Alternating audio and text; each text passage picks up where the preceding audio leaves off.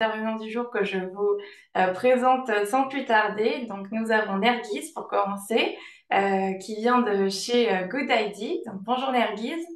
Bonjour. On a également Guilain, son collègue, qui fait également partie de Good ID. Bonjour Guilain.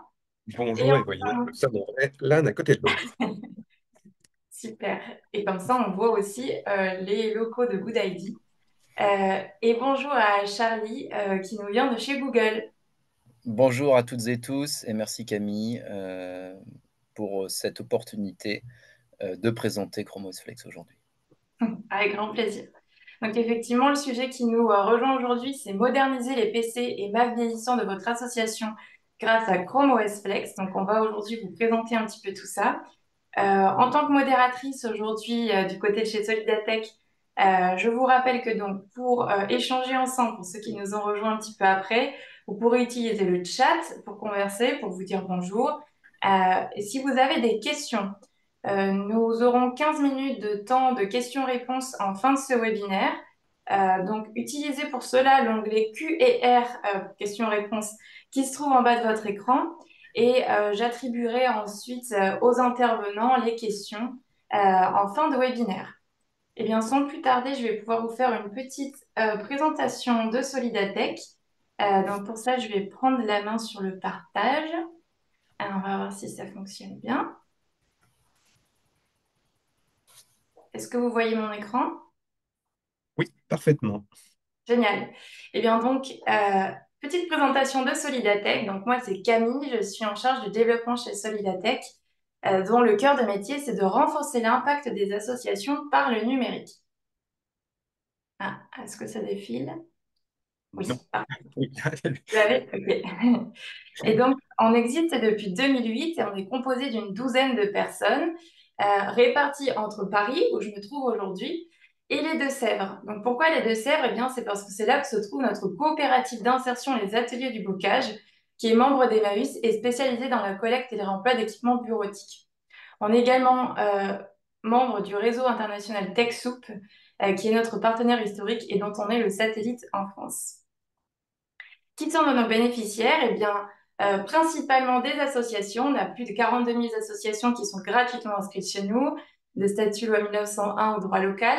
On a également des fondations RUP et des fonds de dotation. Vous voyez donc qui proviennent de tout type de secteur d'activité et au budget annuel relativement varié. Que faisons-nous? Eh bien, nous avons surtout trois modes d'action principaux. Le premier, c'est de faciliter l'accès des associations au numérique, à la fois des logiciels à tarif réduit, ce dont on va parler aujourd'hui, et également du matériel informatique que je vous laisserai aller parcourir en toute autonomie. On accompagne également les associations dans le développement de leurs usages numériques. On a pour ça un centre de ressources gratuits, des ateliers, nos collègues du support qui répondent à vos questions. Et on coproduit et diffuse également des savoirs sur la transition numérique des associations. On publie tous les 3 ans et cette année, on renouvelle cette étude sur la place du numérique dans le milieu associatif. Donc, à vos carnets pour prendre des notes et suivre nos baromètres. Donc, du côté des logiciels à tarif réduit, je vous en parlais il y a un instant, on couvre un petit peu tous les types de besoins que vous pourriez avoir.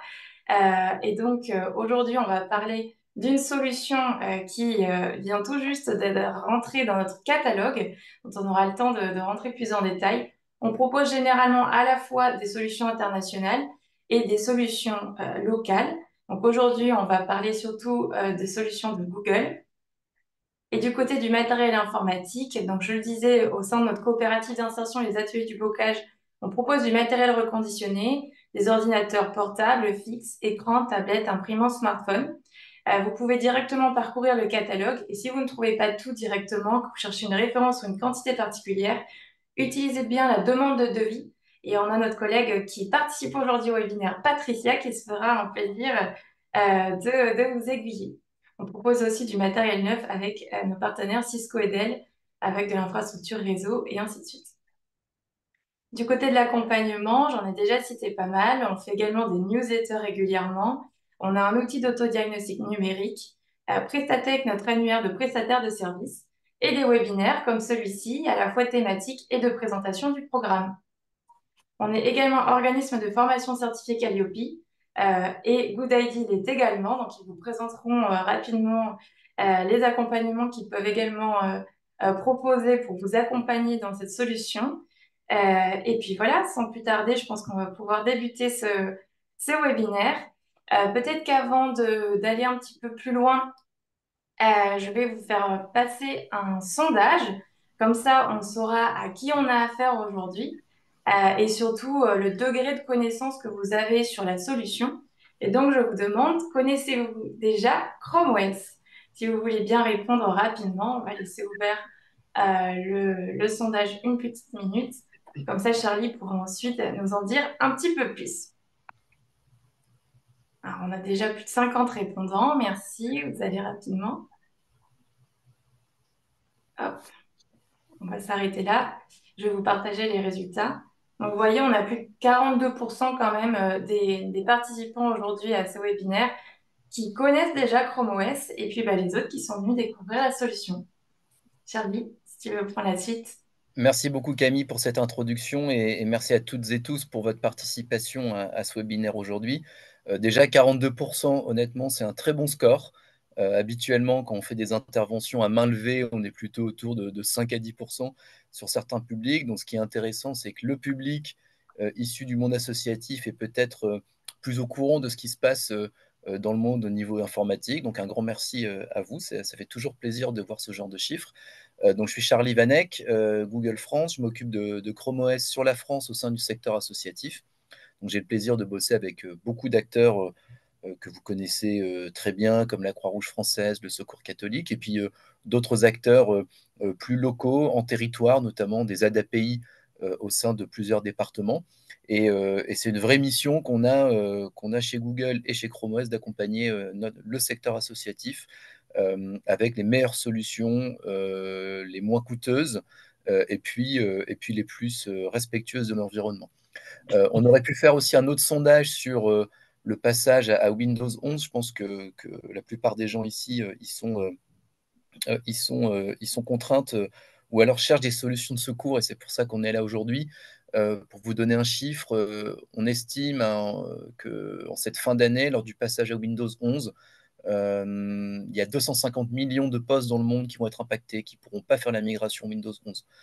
Aujourd'hui, l'impact carbone du matériel de l'informatique, du matériel informatique, c'est 4% des émissions de gaz à effet de serre au niveau monde. Donc, on a un gros impact en fait à essayer de garder les machines le plus longtemps possible pour éviter de devoir les jeter de manière prématurée. C'est pour ça qu'on est là aujourd'hui, puisqu'on va vous présenter Chrome OS Flex. Donc Chrome OS Flex, c'est l'OS développé par Google il y a une quinzaine d'années. Un OS, c'est quoi?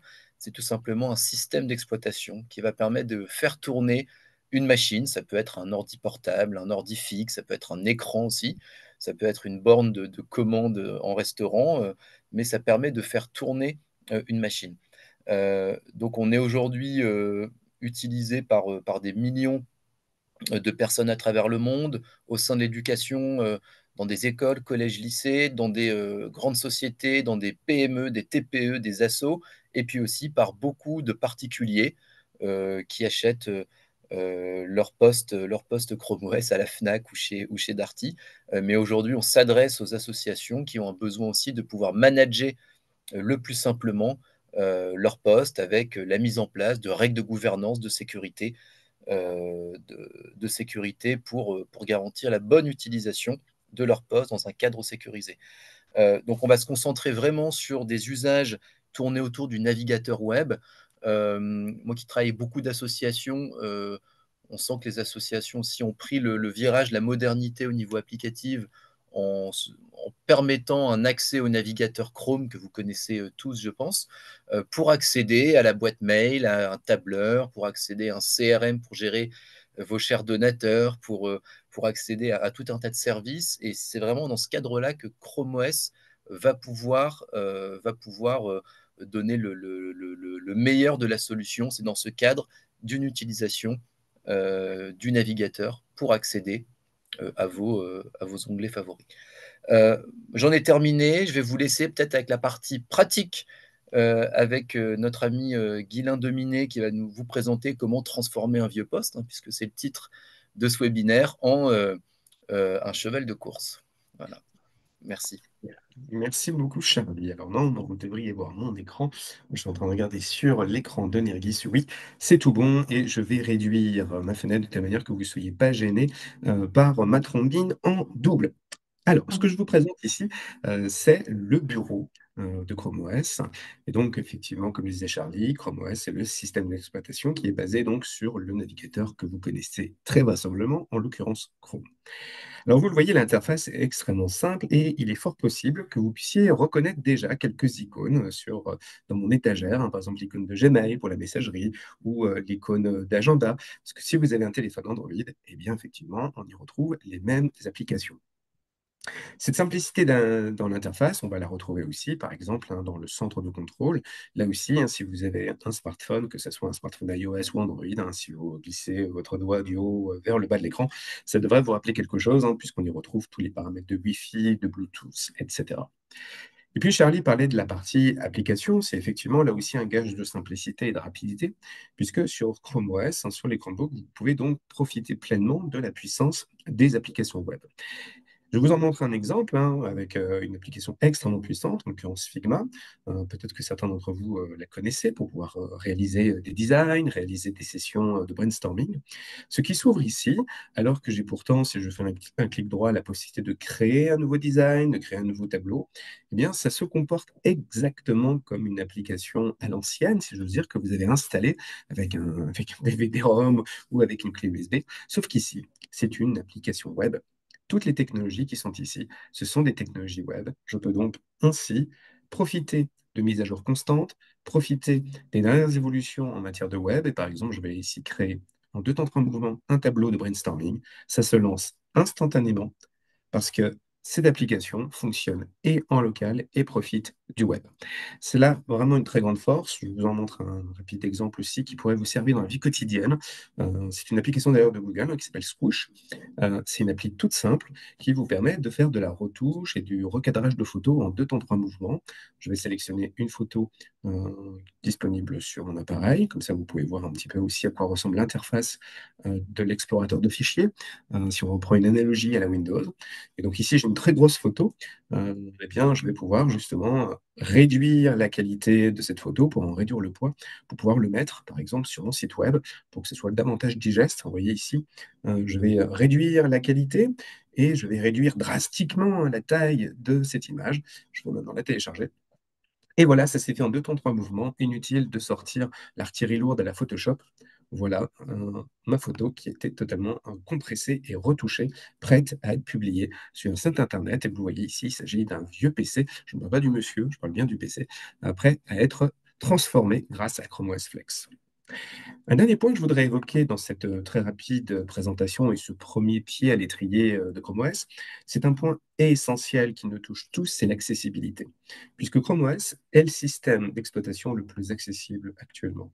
Même plus accessible que iPadOS ou iOS d'Apple, puisque vous avez directement, dès la mise en route de la machine, les fonctions d'accessibilité qui sont présentes ici. Alors, qu'est-ce qu'on y retrouve? Eh bien, on y trouve des éléments pour venir vous aider si vous avez malheureusement des déficiences visuelles. Donc, par exemple, je vais grossir mon curseur, que vous voyez ici en très gros maintenant. Je vais mettre aussi mon curseur avec une cellule rouge pour bien le voir. Donc, l'accessibilité, ça sert à tout le monde. C'est-à-dire que si j'en profite parce que vous le voyez, j'ai des lunettes et que j'ai besoin qu'on vienne m'aider pour mieux voir, ça profitera bien évidemment à ceux qui sont à distance lors d'un webinaire pour pouvoir mieux suivre la souris ou lors d'une présentation, lors du conseil d'administration de votre association. Mais on dispose aussi de fonctionnalités audio, par exemple, hein, si vous êtes équipé. On dispose aussi de fonctions très utiles comme l'inversion des couleurs ou la loupe pour le plein écran. Ces fonctionnalités sont extrêmement puissantes puisqu'elles permettent littéralement d'utiliser sa machine alors que l'écran semble éteint. Et ça, c'est un point crucial parce que ça permet d'être extrêmement inclusif. Cerise sur le gâteau, on a parlé des applications web, on a parlé d'accessibilité, on a parlé de rapidité. Un dernier point qui est important, parce que c'est un point qui permet de bien comprendre la différence entre un Chromebook que vous achèteriez à la Fnac, chez Darty ou chez GoodID, c'est que les Chromebooks pur sucre, hein, qui sont bien étiquetés comme Chromebook sur la coque, disposent d'un accès au Play Store, c'est-à-dire à toutes les applications Android. Donc si je lance ici, par exemple, le Play Store, c'est littéralement le Play Store qui se trouve sur votre téléphone. Et donc c'est littéralement Android qui va fonctionner dans son petit conteneur, et donc je vais pouvoir lancer ces applications Android. Et c'est précisément un point de différence entre Chrome OS tout court et Chrome OS Flex, la version qui est dédiée aux vieux PC et aux vieux Mac. J'en ai terminé pour ce segment. Je vais donc céder la place et rendre l'écran dès à présent. Donc je vais repasser en plein écran ici. Non, c'était pas celle-ci. Hop, comme ça vous permet de voir aussi comment je navigue d'une fenêtre à une autre. Et je vais couper ma recopie d'écran maintenant. Alors, un petit point maintenant avant d'attaquer sur Chrome OS Flex. Ici, mon objectif n'est pas de faire une redite sur comment fonctionne Chrome OS tout court, mais de mettre vraiment l'accent sur le bénéfice de pouvoir prendre des machines qui ne sont plus supportées ou qui ne supporteraient pas des évolutions telles que Windows 11, telles que Charlie l'a montré, et le bénéfice nous permet bien évidemment d'avoir des machines qui ne sont pas jetées au rebut, alors qu'elles fonctionnent encore bien. Peut-être qu'on peut changer potentiellement la batterie, ou peut-être changer le disque dur, mais dans l'absolu, la machine pourrait encore vivre 10, 15, 20 ans. Alors, pour la petite anecdote, hein, en vue de préparer ce webinaire, j'ai fait mon test ce matin. Je suis remonté jusque 2006 avec un MacBook Pro de 2006 avec 2 Go de RAM pour ceux à qui ça parle. Eh bien, ça fonctionne. Et ce sont franchement, là, je pense, des chiffres même que Charlie n'a pas entendu. Mon record, c'était 2010. Et ce matin, je me suis dit, allez, chiche, je vais aller dégoter cette vieille machine que j'ai ramenée ici au bureau. Et ça fonctionne très bien. Donc, c'est vraiment un cri d'espoir pour toutes ces vieilles machines qui traînent peut-être dans vos armoires. Alors, je vous montre comment ça se passe. Un petit résumé déjà de l'essentiel. Ça ne fonctionne pour les PC et pour les Mac. Le seul critère, c'est que le processeur soit un processeur 64 bits. Alors, tout cela, je ne vais pas rentrer dans les détails, mais grosso modo, vous voyez, ça remonte grosso modo à la génération 2005-2006, parce que c'est à ce moment-là où, sur le marché, on a le fameux Core de Duo d'Intel qui commence à s'installer dans toutes les machines. C'est vraiment le processeur d'entrée. Tout ce qui est plus vieux, malheureusement, ça ne pourra pas fonctionner. Là, on est vraiment sur des instructions trop anciennes. Je l'ai évoqué, on va donc donner un sacré coup de boost à votre machine, puisqu'on va lui redonner une seconde vie. Ça prolonge la vie du matériel tant que ce matériel ne meurt pas, en fait. Bien évidemment, après, vous avez des composants physiques qui peuvent vieillir, mais on va leur donner aussi un sursis, puisque le système est beaucoup moins gourmand. Et pour preuve, hein, sur la machine de 2006 que j'évoquais tout à l'heure, c'est grosso modo presque 1 heure et demie de durée de vie de batterie en plus sur cette vieille machine, parce qu'on est vraiment sur un système particulièrement économe. Et ça, si on est un peu soucieux de l'environnement, ça contribue aussi finalement à notre empreinte quotidienne si vous avez des machines qui sont extrêmement gourmandes et qui consomment beaucoup d'électricité pour fonctionner. J'ai parlé tout à l'heure des applications, je le redis, la seule différence d'un point de vue applicatif, c'est le fait que sur Chrome OS Flex, vous ne pouvez pas faire tourner d'application Android. Et c'est relativement simple à comprendre, c'est parce que c'est ce qui consomme le plus de mémoire vive, puisque je fais tourner mes applications Android en plus de mon système. Donc sur Chrome OS Flex, puisqu'on va descendre très très bas dans les spécifications, on laisse de côté les applications Android. Par contre, les applications web, notamment, fonctionnent très bien. Par contre, l'interface va être la même. Donc, que ce soit un Chromebook officiel ou un Chrome OS Flex, c'est exactement la même interface avec les mêmes raccourcis, etc. Et enfin, Charlie en a parlé tout à l'heure, le point aussi commun entre Chrome OS Flex et Chrome OS tout court, c'est la possibilité de gérer complètement l'environnement. Et dans un cadre associatif où vous pouvez avoir de lourdes responsabilités par rapport aux usages dans vos locaux et sur le matériel de l'association, c'est essentiel, puisque cette gestion permet de paramétrer l'ensemble des usages du matériel. Est-ce que vous autorisez l'accès aux clés USB? Est-ce que vous autorisez l'accès à certains types de fichiers? Est-ce que vous autorisez certaines applications ou certains sites Internet? Comme vous pourrez aussi participer à la localisation de la machine dans son réseau, lui interdire des accès à certains périphériques comme des imprimantes, etc. C'est donc un élément clé en termes de sécurisation par rapport aux utilisateurs. Et puis enfin, ça c'est la cerise sur le gâteau si j'ose dire, si Chrome OS fonctionne si bien autant dans l'éducation que dans les entreprises, c'est pour des questions de sécurité. Puisque depuis 2011, naissance officielle de Chrome OS, pas un seul virus, pas de tentative de phishing sur ce système. On est donc sur de la robustesse en bonne et due forme. Maintenant, je vous montre comment vous allez franchir le grand pas. Et pour ce faire, eh bien, j'ai tout simplement pris un vieux MacBook, un MacBook Air de 2011. Alors, il est tout vieux, mais il est encore tout propre. Par contre, il n'est plus du tout supporté depuis 2013. Et donc, ça commence à faire beaucoup en termes de sécurité. On va donc lui donner une petite cure de jouvence. Je vous montre comment ça se passe. Hop. Je vais donc afficher rapidement mon écran déjà et vous montrer le préalable pour pouvoir faire cela. Toc. Donc, normalement, vous allez revoir mon écran là tout de suite. Le préalable, ça va être de vous rendre avec votre navigateur, de préférence Chrome, sur le Chrome Web Store qui permet de télécharger des extensions et des applications web. Et ici, ce qu'on va chercher, c'est une extension qui s'appelle Chrome Recovery. Chrome Recovery est très utile pour les utilisateurs de Chromebook puisque c'est ce qui leur permet de télécharger une copie de leur système. Mais c'est aussi une application qui va nous servir à créer une clé USB qui contient Chrome OS Flex pour l'installer ensuite sur un PC ou sur un Mac. Vous voyez que chez moi, c'est déjà installé et donc je vais la trouver parmi mes extensions. Et donc si je lance cette extension qui est tout en bas, blablabla, tac, tac, tac, Chrome Recovery, elle est ici. Je vais donc la lancer. Et voilà, je vais donc pouvoir créer un support de restauration. Je vais cliquer sur Commencer. Je vais choisir ici Chrome OS Flex parmi la liste des possibilités. Vous voyez, vous avez tous les constructeurs qui fabriquent des Chromebooks aux quatre coins de la planète. Et nous avons un item Chrome OS Flex. Je choisis Flex, je clique sur Continuer. Bon, là, il va me dire qu'il n'a pas de clé USB présente. C'est normal, puisque la clé USB, je la tiens présentement dans ma main. Alors, en fonction de votre connexion Internet, ça devrait prendre entre 15-20 minutes grand maximum, le fait de télécharger et de créer votre clé. Et après, bah, c'est parti. Et cette fois, je quitte la recopie d'écran. On va passer sur la caméra de Nergis pour voir un petit peu comment ça se passe en vrai. Hop. Alors, c'est parti. On a donc la caméra de Nergis qui est activée. Et vous voyez, j'ai mon système qui est présent ici. Je vais m'identifier pour bien vous montrer que je suis présentement sur Mac. Voilà, donc ça, c'est macOS El Capitan, donc un système qui est totalement obsolète aujourd'hui, donc qui présente des failles de sécurité.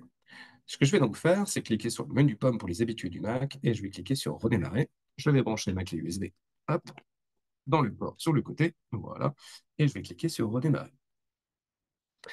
Sur un Mac, on appuie sur la touche Alt. Sur les PC, ça peut être la touche F1, F12. Ça, en général, c'est un petit signal, un petit message qui est indiqué quand vous démarrez votre PC. Donc ici, le Mac va redémarrer. Il est fort vraisemblable que vous entendiez le gong de redémarrage de la machine. Et puis donc, si vous êtes sur PC ou sur Mac, la procédure alors sera identique, c'est-à-dire vous allez démarrer sur la clé USB et non pas sur votre vieux disque dur pour pouvoir sélectionner justement notre clé USB. Donc, bon, le moment, je suis toujours comme un des moments Pierre Richard. Ah, voilà, il a mis un petit peu de temps, 2011, il faut lui pardonner quand même. Voilà.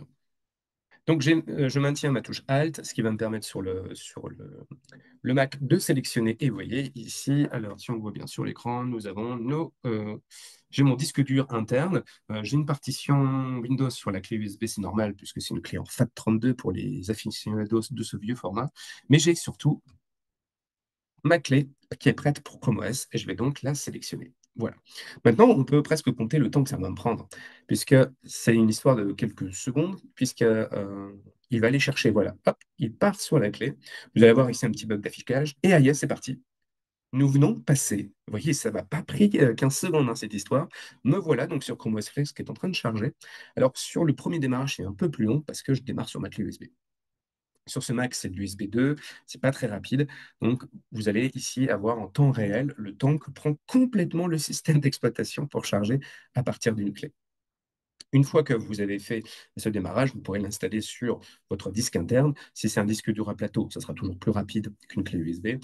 Le mieux du mieux, bien évidemment, c'est d'avoir remplacé son vieux disque dur à plateau par un disque SSD. Ça coûte une vingtaine d'euros et ça vous donne un sérieux gain de vitesse. Et vous voyez, mon système là est en train de se charger. Vous voyez déjà le fond d'écran et je vais donc avoir le pas à pas pour pouvoir paramétrer ma machine. Et voilà, bienvenue sur Chrome OS Flex. Donc, je n'ai pas compté précisément, mais on doit être dans l'ordre de la minute sur un démarrage initial. Et ce que je vous recommanderais à cette étape-là, c'est de vérifier que tout fonctionne. En gros, ici, hop, on va ne pas activer le lecteur d'écran, sinon vous allez entendre l'ordinateur qui va parler tout seul. Je vais parler d'accessibilité, je n'ai pas menti. Mais il y a des premiers instants, la machine me prend par la main parce qu'il a détecté. Hop, voilà. Il a détecté que je n'avais pas bougé ma souris et que j'avais donc peut-être besoin d'aide. Et ensuite, je vais cliquer ici et vérifier que le Wi-Fi fonctionne, que le Bluetooth fonctionne. Et à partir de là, nous sommes bons. Et vous voyez que je sais déjà que le son fonctionne, hein, parce que j'ai bien entendu le lecteur d'écran. Et vous voyez ici, j'ai tout qui fonctionne. Le Wi-Fi est là, donc si je clique là, je vais voir tous les Wi-Fi qui sont disponibles. Le Bluetooth est déjà opérationnel. Je pourrais donc même réutiliser mes anciens périphériques. Je vais juste m'arrêter là en cliquant sur démarrer. Et hop, voilà. Et vous voyez qu'il me propose soit deux choses, soit de tester, soit d'installer. Si vous êtes à peu près serein que tout marche bien, vous pouvez installer directement. Je vous recommande de faire un premier test juste en amont en choisissant tester d'abord. Voilà, vous cliquez sur suivant. Comme ça, vous pouvez tout tester. Vous êtes certain que vos périques fonctionnent, etc. La probabilité que ça fonctionne à 100% est très élevée, mais au moins on est serein. Et après, vous pouvez faire la même chose avec le bouton installer. Et là, adieu Windows ou adieu macOS El Capitan. Voilà pour ma démo d'installation de Chrome OS Flex. Vous voyez, ça se passe sans douleur. Nergis, je te laisse la main. Yes. Alors, je Est-ce que repars. peut-être, Nergis, le temps que tu retrouves ton partage d'écran, je vais vous faire travailler à nouveau pour vous faire participer un petit peu au cours de ce webinaire et vous poser une deuxième question pour savoir si justement, vous, au sein de votre structure, vous pouvez être amené à avoir un projet de modernisation de votre parc informatique actuellement et si justement vous êtes concerné par la modernisation d'ordinateurs. Je vois qu'on est assez globalement sur du oui pour le moment. On va laisser le temps à tout le monde de participer. On va s'arrêter là. Je vous partage les résultats. Donc, on est quand même sur du 59% des inscrits aujourd'hui à notre webinaire qui sont concernés par un projet de modernisation de parc informatique. Donc, bah, merci Guilain pour cette présentation démo de flexibilisation, comme on dit, d'ordinateur et qui était vraiment très claire et qui pourra probablement intéresser pas mal de monde. Et ben vas-y, Nergis, je te laisse la main. Merci Camille, merci Lila. Donc là, j'en conclus qu'on a 59% des personnes qui sont présentes aujourd'hui qui risquent de nous contacter juste après ce webinaire, donc c'est très bien. En tout cas, nous, on est à votre disposition pour répondre à vos questions. Alors, comme vous dites, nous, bien évidemment, je parle de Solidatech de Google, mais surtout de GoodID. Et du coup, c'est une bonne opportunité pour vous présenter qui nous sommes rapidement, bien évidemment. Donc, GoodID est un partenaire privilégié de Google, puisque Google, en tant qu'éditeur, va se reposer sur des partenaires qui ont des niveaux de certification. Nous, comme vous pouvez le voir en haut à gauche, nous avons la certification partenaire premier qui est le plus haut niveau de certification que Google met à disposition de ses partenaires, donc, ce qui justifie d'expertise, bien évidemment, et surtout de confiance pour nos clients. En parlant de clients, effectivement, nous, Daisy, on accompagne bien évidemment des associations. On a déjà des clients avec qui on travaille également avec Google, bien évidemment. On est expert dans plusieurs domaines, donc bien évidemment le domaine associatif. Si jamais vous avez des besoins dans l'éducation, bien évidemment, au sein du secteur public et du secteur privé. Mais c'est vrai qu'on a une expertise sur les associations et c'est pour ça qu'on a décidé de travailler avec Solidatech, évidemment. Donc, vous dit à quoi on va vous servir? C'est la vraie question, concrètement. On va pouvoir vous servir donc, à vous accompagner dans votre projet vers l'utilisation des outils Google et surtout, bien évidemment, de Chrome OS et Chrome OS Flex. Ce qu'il faut savoir, ce qui est important pour vous de savoir, c'est que nous, Goodasy, on accompagne nos clients dans la mise en place de leur projet à travers de l'accompagnement au changement, bien évidemment, de la formation et effectivement, comme le disait Camille, nous sommes certifiés Cadopi. Donc, si vous ne connaissez pas cette certification, elle vous permet de faire financer vos formations. Et également, on accompagne sur les éléments techniques, donc à travers de l'intégration notamment. Donc, pour Good ID, c'est tout pour aujourd'hui. Si vous avez des questions, n'hésitez surtout pas à nous les poser. Et là, je vais aller un petit peu plus loin et du coup, vous répondre, en tout cas, vous donner un aperçu de comment on vous accompagne et quel est un petit peu le chemin que vous pouvez faire pour aller vers Chrome OS Flex. Alors, le premier sujet, donc bien évidemment, aujourd'hui, c'était la première étape. vous vous intéressez à Chrome OS Flex et vous avez vu comment ça fonctionne. Ce qu'il faut savoir, c'est que pour pouvoir bénéficier de Chrome OS Flex pour les associations, la première étape à faire, et ça, vous êtes totalement autonome pour le faire, c'est créer votre environnement Google Workspace pour les non-profit, donc pour les associations. Cette étape va vous permettre de justifier que vous êtes une association et donc de bénéficier des avantages, bien évidemment économiques, que d'être une association. Cette étape, elle se fait en autonomie. Bien évidemment, on vous partage les procédures pour pouvoir le faire. Ensuite, ce que vous pouvez faire, bien évidemment, si vous voulez aller sur du Chrome OS Flex, c'est sélectionner vos ordinateurs, donc vos PC ou vos Mac, que vous souhaitez flexer. Guilain vous a montré aujourd'hui sur un Mac. Ce qu'il faut savoir, c'est qu'il existe une liste de matériels qui sont certifiés par Google, et ça, on pourra bien évidemment vous l'envoyer. À savoir que, et c'est très important, tout ce qui n'est pas sur la liste ne veut pas dire que cela ne fonctionne pas. D'où La machine là n'est pas dans la liste et le MacBook de 2006 non plus. voilà. D'où l'intérêt de pouvoir tester lorsque vous commencez donc à la première manipulation, d'où l'intérêt de pouvoir tester pour voir si tout vous convient et si cela fonctionne. Ensuite, donc, si vous souhaitez prendre contact avec nous, comment ça fonctionne? Donc, vous répondez au formulaire Solidatech, donc, qui est un Google Form, qui vous a normalement déjà été envoyé et qui vous sera renvoyé de toute façon par la suite de ce webinaire, sur lequel on va vous on va vous poser quelques questions sur votre environnement, ou pas, si vous n'en avez pas, bien évidemment, vous avez le droit d'y répondre, et ensuite on vous recontacte. Donc, soit par téléphone, soit par mail. On essaie de privilégier le téléphone. Si vous n'êtes pas disponible, on prend contact avec vous par mail, bien évidemment. Donc, ce qu'il faut savoir, c'est que jusqu'ici, nous, on vous accompagne, on vous partage les procédures et les bonnes pratiques, mais si vous souhaitez aller un peu plus loin, il existe des options qui, celles-ci, sont bien évidemment payantes, et si vous avez des questions, on pourra vous y répondre après le webinaire. Donc, ces options, elles sont structurées. Donc, on a 4 niveaux de service. Le premier niveau de service, c'est vous aider à structurer votre environnement, donc Google Workspace pour les associations.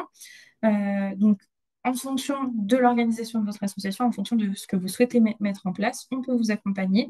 Donc, quand je dis on, je parle bien évidemment des équipes techniques qui pourront vous accompagner, qui sont expertes sur la console d'administration. Dans ce niveau de service, vous allez pouvoir, on y intègre aussi le déploiement des premières licences de votre environnement. Ensuite, si jamais vous avez un certain nombre d'ordinateurs à déployer, donc de Mac ou de PC à déployer, vous avez aussi une option pour l'aide au déploiement sur les licences additionnelles. Le troisième niveau de service, c'est vraiment si vous voulez aller encore plus loin. Ce qu'il faut savoir, c'est que lorsque vous avez un environnement Google, vous allez avoir accès à une console d'administration. Cette console d'administration, il faut la gérer. Donc, ces personnes qui gèrent la console seront des administrateurs. Si vous souhaitez monter en compétence sur cette console d'administration, on peut vous accompagner donc à travers un atelier technique qui dure une demi-journée et qui est proposé par GoDaddy. Ça va vous permettre d'être totalement autonome sur la console d'administration et de pouvoir poser toutes les questions que vous souhaitez. Et enfin, le dernier niveau de service que l'on propose dans le cadre de Chrome OS Flex, c'est un accompagnement pour les utilisateurs finaux. Ce qu'il faut savoir, comme vous avez pu le voir quand Guilain vous a montré l'interface, c'est relativement simple. Ça se rapproche beaucoup de l'utilisation d'un smartphone notamment, mais il se peut que des personnes aient besoin d'être accompagnées, d'être formées. Et ça, on le propose donc à travers des formations qui sont certifiées Kaggle, comme je le disais auparavant. Et ce qu'il faut savoir, c'est que ces formations-là, elles sont très utiles, elles ont des différents niveaux. Donc, c'est pas parce que vous connaissez Chrome OS que vous ne pouvez pas être accompagné. On a des niveaux qui vont du débutant à l'expert. Donc, c'est tout pour moi pour la partie, pour votre parcours Chrome OS Flex. Avant de laisser la main, avant de vous laisser la main pour poser vos questions, je voulais juste vous préciser quelque chose. Un événement est prévu très bientôt, donc le 15 mai, dans les locaux de Google France, donc à Paris, pas très loin de l'Opéra. Cet événement va vous permettre c'est un événement présentiel qui va vous permettre déjà qu'on puisse se rencontrer, mais surtout de bénéficier d'un retour d'expérience de quelqu'un comme vous, donc d'une association qui utilise Chrome OS Flex. Et vous pourrez bien évidemment poser toutes vos questions. Il y aura pas mal d'invités et surtout, on pourra aller un peu plus loin dans les démonstrations. On aura beaucoup plus de matériel à vous montrer sur place. N'hésitez surtout pas. De toute façon, les invitations seront très bientôt envoyées, donc les inscriptions seront très bientôt ouvertes. Merci beaucoup et je pense qu'on est bon pour les questions-réponses. Merci Nergis. Et bien, écoutez, sans plus tarder, je vais pouvoir poser les quelques questions que j'ai trouvées dans le chat. Si vous avez d'autres questions entre-temps, merci de bien sélectionner l'onglet Q et R pour les inscrire. Comme ça, ce serait un peu plus facile pour moi aussi à la modération de les adresser directement aux intervenants. Donc, on avait une première question de Cédric qui était y a-t-il des drivers pour tous les périphériques, carte son, carte Wi-Fi Ethernet, imprimante? Alors, la réponse est assez particulière. La logique de pilote n'existe pas véritablement dans Chrome OS. Le système est pensé pour être extrêmement simple, il est donc ce qu'on appelle plug and play, je branche et ça marche. Alors, le noyau de Chrome OS, hein, c'est un noyau Linux, ce qui lui donne donc un très fort taux de compatibilité. Et donc, si vous avez un matériel un peu exotique, et il est fort probable qu'il fonctionne de manière normale, mais vous n'aurez pas de panneau de personnalisation. Je pense aux imprimantes, par exemple, hein, où il y a souvent les constructeurs hein, vont éditer des logiciels pour connaître précisément l'état des cartouches ou la gestion très fine du papier. Là, vous serez certainement sur des paramétrages de base. D'où l'intérêt de toujours tester Chrome OS avant de l'installer, parce que ça permet effectivement de s'assurer que tout est fonctionnel. Mais grosso modo, Chrome OS prend en charge tous les périphériques USB, prend en charge le Bluetooth, donc tous les périphériques qui utilisent cette norme. Et donc, il est très rare de tomber sur des matériels qui ne fonctionnent pas bien. C'est souvent du matériel très spécifique sur lequel là, on peut rencontrer potentiellement des difficultés, d'où l'intérêt vraiment de passer un petit peu de temps, de faire son inventaire des matériels présents dans votre assaut et de s'assurer que tout est opérationnel, un scanner, imprimante. Bon, en général, tout ce qui est sourit, ça, il y a vraiment zéro problème. C'est plutôt dans l'environnement scanner imprimante, quand c'est un petit peu ancien, ça, il faut être un peu plus vigilant. Et si je peux rajouter peut-être quelque chose, Guilain, vérifiez bien. J'ai vu que quelqu'un, je crois que c'est Monsieur Alexandre Lamour, qui a mis un lien vers les ordinateurs certifiés Flex par constructeur. Allez voir ce lien, puisque si votre poste Windows ou Mac est référencé, ça veut dire que c'est question au niveau de la carte son, de la carte Wi-Fi, c'est certifié comme quelque chose qui va fonctionner jusqu'à une certaine date, puisqu'on on va pas non plus assurer le support de Chrome OS sur des postes qui ont 25 ans. Mais en tout cas, vous avez dans cette liste les constructeurs, les modèles et la date de fin de support que Chrome OS va apporter. Alors, ça ne veut pas dire que si c'est marqué décembre 2028, le 31 décembre à 23h59, ça va s'arrêter. Ça veut dire que contractuellement, on s'engage, nous, à garantir les mises à jour Chrome OS sur ces postes-là jusqu'à cette date. Après, ça peut fonctionner encore 2 ans, 3 ans, 4 ans, voire plus, comme sur ton Mac, Guilin. Exactement. Mais ça vous donne déjà de la visibilité, en fait, et de faire cette transformation voilà, avec un petit peu de confiance dans les années à venir. Bah, merci pour ces réponses complètes. J'ai une question de Jean-Michel qui nous demande qu'en est-il pour les Chromebooks arrivés en fin de maintenance logicielle? C'est ce que je, bah, Ah, en fait, pardon, c'est ce que c'est tu ce que dis, je j'ai venais pas de compris. mentionner. Ah, Euh, ok. on a une date de fin de support Chrome OS qui est sur les Chromebooks neufs. En fait, on garantit 10 ans de mise à jour sur les Chromebooks neufs. Sur la partie Chrome OS Flex, vous avez en fait sur le lien qu'on vous indiquait les dates de fin de support sur lesquelles on s'engage contractuellement. Mais vous pouvez rallonger cette date de plusieurs années éventuellement, mais on ne s'engagera pas. En tout cas, on s'engage sur les dates qui vous sont communiquées. Merci, Chad. Et on a une question de Justine qui se demandait si on peut désinstaller Chrome OS Flex après installation ou non. Oui, parce qu'en fait, le système vient donc occuper l'intégralité du disque, et donc si vous avez des remords, vous pouvez bien évidemment réinstaller un système par-dessus. C'est pas un problème, c'est pas gravé dans le marbre, hein. Très Mais a bien. priori, l'essayer, c'est l'adopter. D'accord. Eh ben, peut-être justement pour des questions de sécurité, puisqu'on avait une question de Philippe, Guilherme, tu en avais un petit peu parlé tout à l'heure, mais qui nous demandait concernant les attaques virus ou les hacks, quelle est la sensibilité du système et quelles sont les sécurités ou garanties? Alors, je vais essayer de répondre. Je pense que Charlie pourra éventuellement Oui. me compléter, voire très vraisemblablement. Alors, pour faire simple, hein, euh, Chrome OS fonctionne fondamentalement sur un noyau Linux, donc c'est toute une expertise d'une vaste communauté de développeurs. Ensuite, la différence particulière entre Chrome OS et d'autres distributions Linux, c'est que Chrome OS fonctionne en silo. Le système est dans un silo, il a un duplicata dans un autre silo. Comme ça, c'est ce qui permet les mises à jour qui se font en quelques secondes plutôt qu'en quelques heures. Les données de l'utilisateur sont dans un silo et même les onglets d'un navigateur sont dans leur propre silo. Donc, quand vous avez un silo qui potentiellement serait attaqué, ça ne viendrait pas fragiliser l'ensemble du système d'exploitation. Et donc, ce découpage en très nombreux silos garantit une résistance tout à fait impressionnante. Et chaque année, Google organise des concours où vous pouvez gagner plusieurs centaines de milliers de dollars si vous essayez de craquer le système. Jusqu'à présent, apparemment, Google n'a pas dû verser beaucoup d'argent, j'ai l'impression, à ses apprentis hackers. Et Charlie, si tu as des éléments supplémentaires à compléter avec Ouais, Google. tout à fait. Non, non, tu as très bien répondu et on pourra d'ailleurs, pour ceux qui sont intéressés, de passer à l'étape suivante, on pourra se faire un atelier sécurité sans problème. Mais pour vous donner un exemple, on a un client, alors qui n'est pas de l'associatif, mais un client privé, qui ont eu en fait une attaque ransomware, c'était il y a 2 ou 3 ans. Euh, Ils avaient 15% de post Chrome OS et le reste en Windows. 15% des effectifs ont pu continuer à travailler sur leur poste versus 85% qui ont leur poste en fait complètement bloqué. Ça vient aussi du fait, il faut le dire, que sur un poste Chrome OS, vous ne pouvez pas installer d'exécutables, donc des logiciels qui vont avoir d'une manière ou d'une autre un accès au noyau de votre poste. Alors, l'avantage, c'est que ça réduit fortement, on va dire, l'angle d'attaque en cas d'action malveillante. L'inconvénient, on peut en parler, il y avait des questions là-dessus, c'est qu'on est principalement du coup sur un accès web aux applicatifs. C'est très clair et très rassurant, hein, donc merci beaucoup. J'ai une question pour suivre sur le sujet de Laure, qui demandait si elle avait bien compris, est-ce qu'on travaille uniquement sur les applis web? Et elle se demandait si on pouvait utiliser ou non les drives de Microsoft en appli sur l'ordinateur dans ce cas-là. Et peut-être que vous pourrez par la même occasion répondre à la question de Jack qui est, est-ce compatible avec Microsoft 365? C'est peut-être Alors, un peu à la frontière.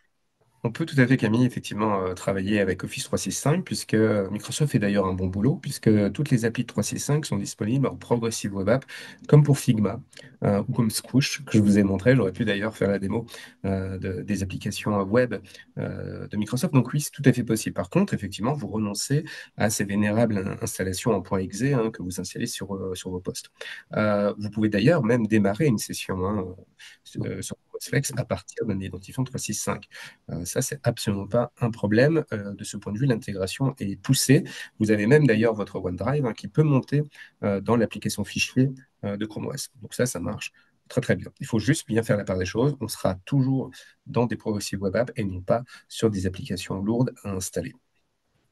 Merci. Et on a une question de Justine qui, comme elle ne connaît pas trop, elle pose des questions. Et ben, vous faites bien parce que c'est justement l'objectif de ce webinaire et qui demandait si donc on pouvait utiliser les applications hors connexion Internet ou non. Oui, les progressive web apps que j'ai évoquées sont précisément des applications web extrêmement puissantes puisqu'elles peuvent utiliser la caméra, le gyroscope, le micro, mais aussi du stockage local. Par exemple, le monde.fr est depuis plusieurs années une excellente progressive web app puisque vous pouvez lire, je crois que ça télécharge une quinzaine ou une vingtaine d'articles hors connexion en fait. Et donc, dès que votre ordinateur capte une nouvelle connexion, il va venir mettre à jour les articles que vous avez lus. Donc oui, ces progressive web apps, vous les voyez dans vos navigateurs parce que dans la barre d'adresse en bas à droite, en haut à droite de la barre, vous avez un petit ordinateur avec une flèche. Et quand vous le cliquez dessus, il vous propose de l'installer. Et il se trouve que Zoom, que nous utilisons actuellement, c'est une progressive web app. Donc sur un Chrome OS Flex ou sur un Chrome OS, vous n'avez pas besoin d'installer Zoom en application lourde, c'est une progressive web app. Super. Ben, merci pour cette réponse. Alors, on a une question de Guillaume qui indique qu'on n'a justement pas indiqué que les apps Linux pouvaient être installées sur Chrome OS. Est-ce aussi possible sur Chrome OS Flex? Parce qu'il trouve intéressant de préciser que LibreOffice fonctionne aussi très bien sur un Chromebook. Alors, je ne l'ai pas volontairement évoqué pour ne pas rendre mon propos trop complexe, mais oui, puisque le noyau de Chrome OS, c'est Linux, vous avez donc un conteneur Linux, vous pouvez donc installer des programmes Debian. Mais alors, Charlie pourrait juste dire oui, mais alors attention, puisque là, c'est des applications exécutables en local, donc on retombe sur potentiellement des risques de sécurité, en sachant qu'effectivement, l'environnement Linux est beaucoup plus sûr que l'environnement Windows. Mais oui, c'est tout à fait possible. Par contre, il faut juste bien tester parce que c'est intimement lié à la génération du processeur. Puisque sur Chrome OS, Linux, c'est une machine virtuelle. Elle est dans son conteneur, comme je l'ai évoqué. C'est-à-dire que s'il y a un problème, ce conteneur, on peut ensuite le purger. On n'a pas mis en péril son ordinateur. Par contre, puisque c'est une machine virtuelle, il faut que le processeur le gère. Et donc, c'est là où, quand vous faites les tests, la première chose à aller voir si vous êtes intéressé sur ce sujet, c'est dans les paramètres système et vérifier que l'environnement Linux est disponible. S'il ne l'est pas, vous avez un message qui vous dit que votre ordinateur ne supporte pas la machine virtuelle. Très bien. Charlie, tu voulais rajouter quelque chose? Non, non, c'est très bien résumé par mon compère Guilain. Super. Peut-être juste en deux mots pour continuer sur ce noyau Linux qui n'a pas Oui. parlé à tout le monde. On a une question de Joséphine qui demandait qu'est-ce que ça veut dire. Alors peut-être rapidement pour Oui, pas que en ce soit fait, trop vite. Charlie a tout à l'heure parlé d'OS, de système d'exploitation. Votre système d'exploitation, c'est comme un millefeuille. Vous avez une série de couches. Donc, quand votre ordinateur démarre, il va prendre la première couche du gâteau. Et cette première couche, elle lui indique, bah, tu dois vérifier que l'écran fonctionne, tu dois vérifier que le Wi-Fi fonctionne. Et c'est seulement quand ça c'est fait qu'on passe à la deuxième couche. Et là, c'est ce qu'on appelle le kernel, c'est le noyau du système. Donc, c'est la couche la plus tendre de votre système d'exploitation. Mais c'est le nerf de la guerre. C'est-à-dire que ce kernel, il doit absolument être stable. Si le système n'est pas stable, il ne démarre pas sur Chrome OS. Ça, c'est le système de sécurité. Donc, dès la première étape, s'il y a eu un souci, le système dit non, je ne suis pas en situation de démarrer correctement, je vais donc me restaurer. Et puis enfin, on a donc les couches superficielles qui sont le système d'exploitation avec l'interface graphique, les applications, qui sont donc les ultimes couches, hein, c'est littéralement la peau de votre pomme ou de votre pêche. Et donc, l'intérêt de Chrome OS, c'est que la couche externe de peau, c'est la couche la plus légère avec des applications web. Et donc, si on a un noyau Linux, ça veut dire qu'entre le noyau de Chrome OS et les applications en petites couches, on a une couche de peau bien tendre, c'est votre noyau Linux. Comme Android. Android, c'est aussi une petite couche par-dessus. Et donc, elles sont indépendantes du noyau. Voilà un petit peu pour l'explication pâtissière. Très clair. Bah, merci beaucoup. Tu nous as mis un appétit. Euh, je vois qu'il y a quelques personnes qui m'indiquent qu'ils vont devoir quitter un peu en avance le webinaire, mais qui souhaiteraient être rappelés. Donc, ça me fait une super transition pour lancer une dernière question de sondage quand vous avez préparé pour justement, si vous souhaitez être rappelé pour avoir plus d'informations, que ce soit pour pouvoir justement bénéficier de cette solution ou de l'accompagnement avec les ateliers qui ont été présentés par Nerguise, de la formation ou pour tout simplement prendre contact avec l'équipe Good ID qui viendra en tant qu'experte pour vous accompagner, eh bien, n'hésitez pas à répondre. Au moins comme ça, on pourra avoir vos coordonnées ensuite et puis faire ça correctement. Autrement, si vous souhaitez le faire par vous-même, vous pourrez aller directement sur la fiche produit qui a été partagée un peu plus haut dans le chat et prendre contact par vous-même directement dans le formulaire. Je vais peut-être laisser cette question ouverte un petit instant, comme ça ceux qui sont partis prendre un verre d'eau en attendant auront le temps de d'y répondre à leur retour. Et pendant ce temps-là, je prends une autre question. Donc, on a Monsieur JP Fayot, Fayot, pardon, excusez-moi, qui avait une question. Alors, où est-il? Je crois que c'est Euh, une question autour de l'AD, de l'annuaire L'authentification. utilisateur. Oui, alors C'est effectivement, il nous demandait si l'authentification user peut-elle être synchronisée avec un AD Microsoft local. Alors, c'est Yes. peut-être un peu technique, mais je Oui. te laisse répondre si vous le Bah, souhaitez. en fait, j'ai un peu répondu tout à l'heure à la question Ouais. quand on avait parlé de Microsoft 365. On peut tout à fait, hein. Donc là, ça suppose bien des machines comme OS Flex managées, hein. Donc, c'est-à-dire que vous avez bien un administrateur qui pilote les machines à distance. C'est vraiment dans ces circonstances que vous pouvez avoir donc des machines flexées qui vont donc, lors de la fenêtre d'identification, venir chercher leur identifiant qui proviennent de leur annuaire. Donc oui, mais c'est vraiment, là, c'est un beau cas d'école parce que vous voulez maîtriser de bout en bout qui utilise votre machine. Il faut donc absolument qu'elle soit gérée avec une licence. Et là, on sera là pour répondre à vos questions sur comment ça se passe et c'est comment qu'on fait. Très bien. Alors, c'était très clair, mais on a quand même une question de Sakina qui nous demande, elle n'arrive pas vraiment à saisir ce qui va changer. Est-ce que vous avez une réponse simple à lui apporter?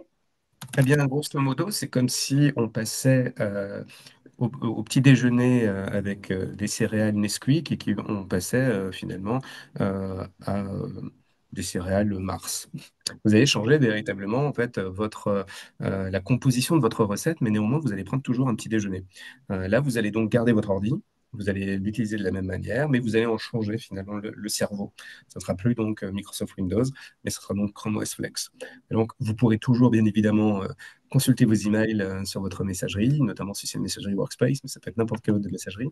Vous pourrez continuer à travailler sur tous les sites web sur lesquels vous fonctionnez. Par contre, effectivement, puisqu'on va passer des céréales Nesquik à Mars ou autre, il y a certaines choses que vous n'allez pas retrouver et il y a une chose que vous ne retrouverez pas, ce sont vos applications Windows, sauf à passer par des moyens techniques quand même beaucoup plus compliqués qui s'appellent la virtualisation. Et franchement, là, il nous faut un webinaire de 3 heures pour pouvoir en parler plus précisément. Donc, pour tous ceux qui ont déjà passé le déjeuner, peut-être que vous êtes prêts, grâce à Guilain, au goûter à venir. Mais on va peut-être avant ça prendre la question de Daniel qui pose une question très terre à terre et qui nous sera probablement tous utile. Combien ça coûte? Nergis, je te laisse répondre Oui, sur cet très aspect. bien, pas de souci. Alors, combien ça coûte concrètement? Le fait de gérer votre ordinateur qui s'y est flexé. Déjà, dans un premier temps, flexé, ça coûte une clé USB. Donc, si vous en avez déjà, concrètement, ça coûte rien. Et puis, si vous souhaitez effectivement gérer votre parc informatique à travers la console d'administration, et d'ailleurs, j'ai vu une question passer sur est-ce qu'on peut gérer un Chrome OS Flex sur la console d'administration Google? Bien évidemment, c'est le but. Justement, sur cette console d'administration Google, vous pouvez gérer vos utilisateurs, si vous êtes déjà utilisateur de Google Workspace, vos ordinateurs flexés ou pas d'ailleurs. Il y a une fonctionnalité de gestion qui est moindre, bien évidemment, mais que sur Chrome OS, vous pouvez gérer vos ordinateurs, vos smartphones, et puis vous pouvez gérer, bien évidemment, par exemple, les applications et les règles que vous mettez à disposition des utilisateurs. Donc oui, on peut gérer un Chrome OS Flex dans la console d'administration. Si vous souhaitez le faire, ça coûte une licence. Donc, la licence, elle est perpétuelle et c'est un avantage que les associations ont, puisque dans le cadre privé, par exemple, hein, c'est une licence annuelle. Là, c'est une licence perpétuelle, donc jusqu'à la fin de vie de votre ordinateur, qui peut aller jusqu'à 20 ans, comme le disait Guillaume peut-être. Hein, ça dépend de si vous en prenez bien soin. Et cette licence, elle coûte 34 euros hors taxe par matériel. Donc, Voilà. c'est En ce très qui concerne... intéressant. Pardon, excuse-moi Camille. Non, non, je disais, c'est très intéressant, effectivement, le fait que ce soit perpétuel a un sacré avantage. Tout à fait. Et puis, en ce qui concerne le coût du service, je vous invite à cliquer, à cocher sur oui pour qu'on puisse vous recontacter pour vous donner plus d'informations à ce sujet. Top. Et peut-être que tu peux également, ou l'un d'entre vous, répondre à est-ce qu'il faut une clé USB d'une taille particulière pour pouvoir utiliser la solution? Je crois qu'aujourd'hui, c'est 8 gigas minimum. D'accord. Donc, c'est à la portée de tous. Et c'est aussi la réponse de Guilin démontre bien, on va dire, la sobriété, la frugalité de Chrome OS par rapport à d'autres OS, puisque sur Windows 11, pour ne pas les nommer, on est sur un OS de 64 Go. Sur Chrome OS, on est autour de 8 Go, effectivement. Sur la clé. Mais en vrai, le système, c'est 1,2 giga au Oui, tout total, à fait. avec son système de secours intégré, pour vous donner une petite idée. C'est pour ça que c'est si rapide. La Et clé. encore une fois, on ne s'oppose pas du tout à Windows, hein. On trouve c'est une super solution Windows quand on en a besoin, quand on a un usage généraliste de son poste dans des fonctions spécifiques. Mais force est de constater aujourd'hui que de plus en plus de solutions sont accessibles que par le navigateur. Alors à quoi bon avoir un poste généraliste quand en fait on en utilise au final que 10% parce qu'on passe quand même notre vie principalement sur le navigateur. Donc c'est vraiment dans cette logique de frugalité, de sobriété qu'on s'inscrit côté Chrome OS avec l'aide de GoodID. Merci beaucoup. Et on a eu plusieurs questions autour du même sujet. Si on souhaite conserver Windows sur un dual boot, est-ce qu'on peut le faire? Il faudra 2 disques séparés.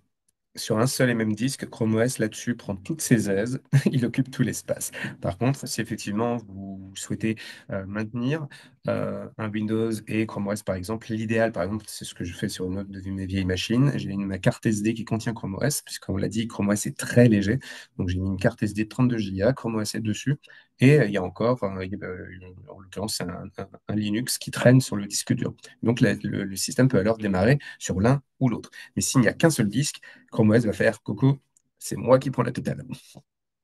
D'accord, merci. On a encore pas mal de questions, donc ça veut dire que le sujet intéresse, c'est très bien. On a une question de Daniel. Que deviennent les données stockées sur le disque de l'ordi qu'on réinstalle avec Chrome OS Flex? Faites une sauvegarde avant et d'ailleurs, même si vous installez pas Chrome OS Flex par tous les dieux de l'Olympe, faites des sauvegardes. C'est super important. Surtout qu'on a tendance à traîner sur Windows, on a tendance à laisser traîner vos fichiers sur le bureau, dans le dossier téléchargement et c'est rarement sauvegardé. Donc, une règle, vous sauvegardez et ensuite, quand vous allez installer Chrome OS va littéralement prendre tout l'espace. C'est ce que j'évoquais. Donc, l'idéal dans une migration telle que celle-là, on vérifie d'abord qu'on a sauvegardé toutes ces photos, notamment les photos du petit dernier, parce que vous ne pourrez jamais lui demander de refaire ses premiers pas. Vous assurez ensuite que vos documents de travail soient bien sauvegardés, donc ça peut être idéalement dans un Drive. Vous installez Chrome OS. Et ensuite, que ce soit sur votre Google Drive ou sur un OneDrive ou sur une Dropbox, vous pourrez y accéder soit par l'application fichier, puisqu'il y a des connecteurs pour OneDrive, pour Dropbox, pour Box, soit par le navigateur. Et donc à ce moment-là, vous retrouvez toutes vos billes que vous avez au préalable sauvegardées. Super. On a une question de Serge qui nous demande comment piloter et contrôler les postes Chrome OS Flex de l'assaut. Eh bien, avec la licence que Nergis évoquait tout à l'heure, puisque quand vos machines ont donc été intégrées dans la console d'administration grâce à la licence de gestion, à ce moment-là, vous avez un centre de contrôle. Ça se passe via une interface web. Donc là aussi, on pourrait avoir un webinaire qui dure 3 heures, mais l'idéal, c'est de passer par nos formations. Comme ça, vous serez totalement au taquet à ce sujet. Et donc, vous pouvez à ce moment-là, à partir de cette interface de gestion, piloter l'état des machines, piloter les applications, les extensions. Vous pouvez faire du support en prenant le contrôle de la machine quand l'utilisateur a validé, bien évidemment, que vous prenez le contrôle pour pouvoir l'aider. Et donc ça, c'est vraiment le meilleur mode opératoire pour s'assurer que vos machines qui puissent en particulier passer dans les mains de différentes personnes, des machines qui seraient dans les mains du public, s'assurer que toutes les conditions de sécurité et de confidentialité soient bien respectées. Et ça vous permet aussi, d'un point de vue légal, d'être totalement maître de ce qui se passe sur les machines et d'éviter les travers. Et si je peux rajouter quelques éléments, effectivement, tu parlais des machines partagées. C'est un super cas d'usage qu'on fait beaucoup avec des assos pour des postes accueillis, pour des personnes qui viennent pour consulter, pour chercher du travail, pour faire des CV, etc. C'est un super cas d'usage que tu as mentionné, Guilain, ces postes partagés. Pour revenir sur le sujet de la licence, effectivement, c'est une licence de management professionnel. Sachez en toute transparence que si vous estimez que vous n'avez pas besoin de manager un poste, de lui appliquer des règles de gouvernance, de ce qui est possible de faire ou non, vous téléchargez Chrome OS Flex directement depuis le net et c'est totalement gratuit. C'est une solution gratuite mise à la disposition du plus grand nombre. Le point sur lequel on va intervenir avec GoodID et Solidatech, c'est vraiment cette partie management pour appliquer des bonnes règles de gouvernance à vos machines. Super. Euh, on a André qui nous demandait si, il y avait un PDF ou quelque part quelque chose qui pouvait l'aider à décrire le processus de passage sur Chrome OS Flex ou pas. On avait également quelqu'un qui nous demandait s'il y avait une procédure écrite quelque part de la démonstration que tu as fait en fait, Guilain, pour accompagner les assos. Alors, déjà, il y a le replay. Vous pourrez vous refaire en image par image, au besoin, la procédure. Nergis, tu voulais ajouter? De toute façon, à partir du moment où vous prenez contact avec nous, on vous envoie la procédure de manière automatique. Vous avez accès à la procédure et elle est relativement simple.